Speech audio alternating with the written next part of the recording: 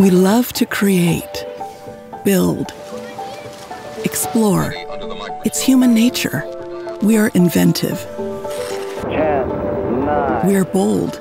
We are curious. The eternal child.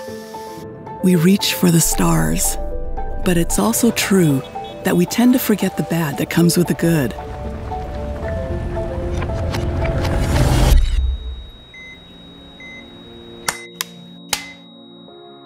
Was mir sehr wichtig ist für meine tägliche Arbeit, ist, die Erde lebenswert zu machen für die Zukunft. We are not starting from zero. We have been working on recycling solutions for the last 40 years.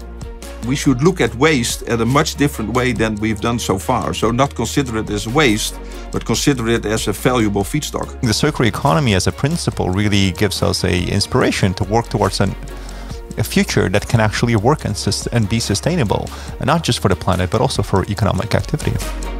The scale of our impact has never been truly measurable, particularly when it came to recycling plastics. So where do we actually stand today?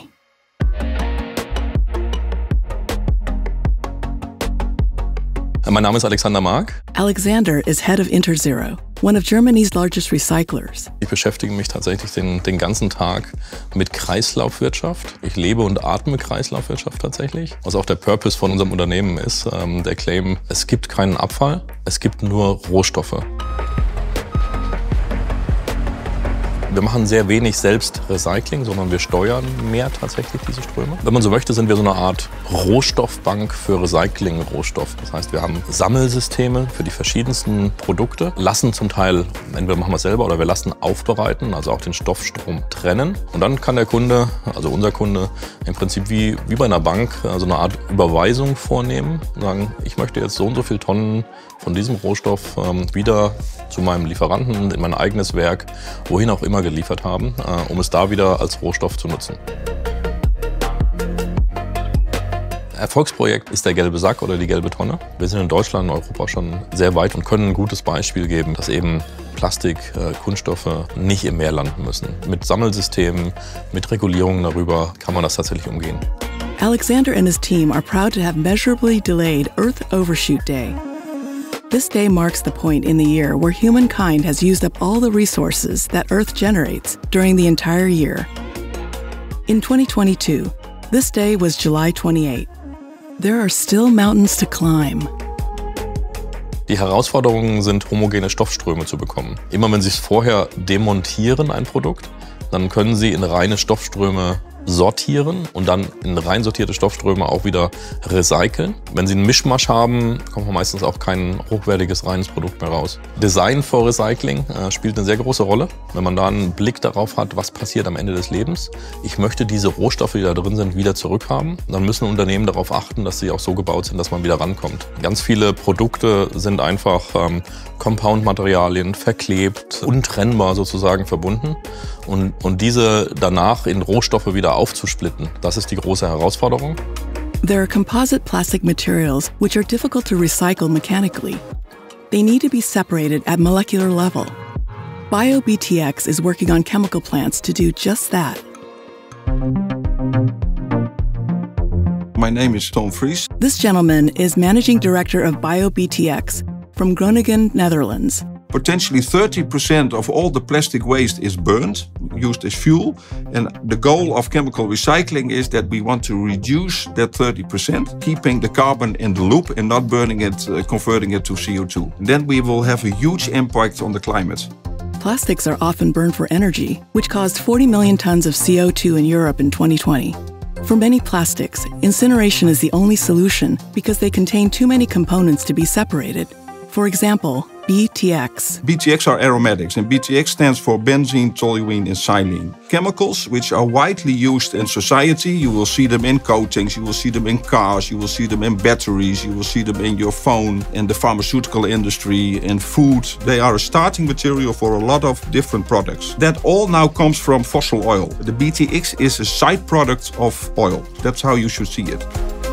So at BioBTX, what we do is we take end-of-life materials and we turn them into BTX. So it's really a circular thing. From BTX, we make BTX. The feedstock which goes into the BioBTX plant is very flexible on what it can contain. So we can really deal with the waste of the plastic waste.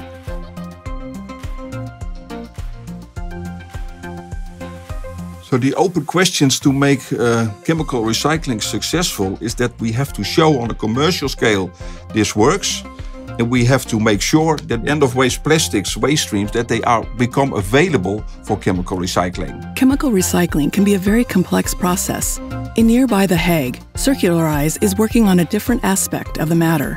My name is Mesbah. I'm one of the founders of Circularise. The young organization is focused on the specific needs of recyclers like Alexander and Ton.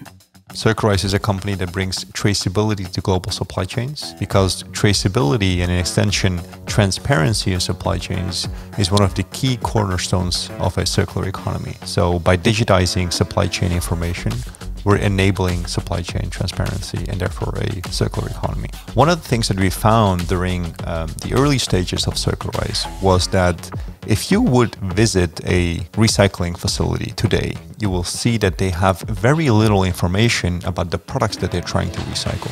Having transparency and information and a digital passport of each product could already improve the efficiency of that recycling facility and therefore their output quality and their business case. Very soon, many products in the European Union will have a mandated digital product passport attached to it.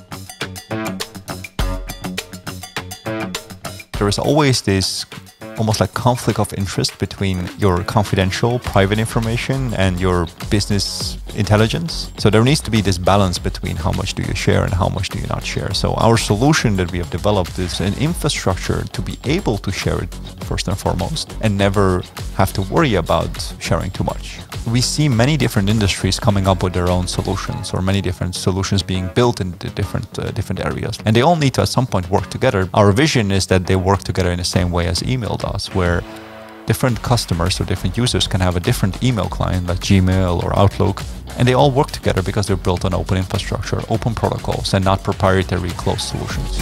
Sharing knowledge is key. We heard about different aspects of recycling.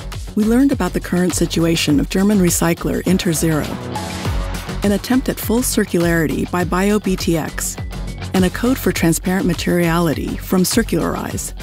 What are the major thoughts out there? Our three innovators agree. Was sehr wichtig sein wird und mehr nochmal ins Bewusstsein von uns allen kommen muss, ist das Vermeiden von Abfällen. Look at your waste bin and realize this is material we should use again. Using less can help us short-term, but it's not a long-term solution. It's almost like a band-aid. A long-term solution is really having a system that actually works. We all need to team up for a circular future.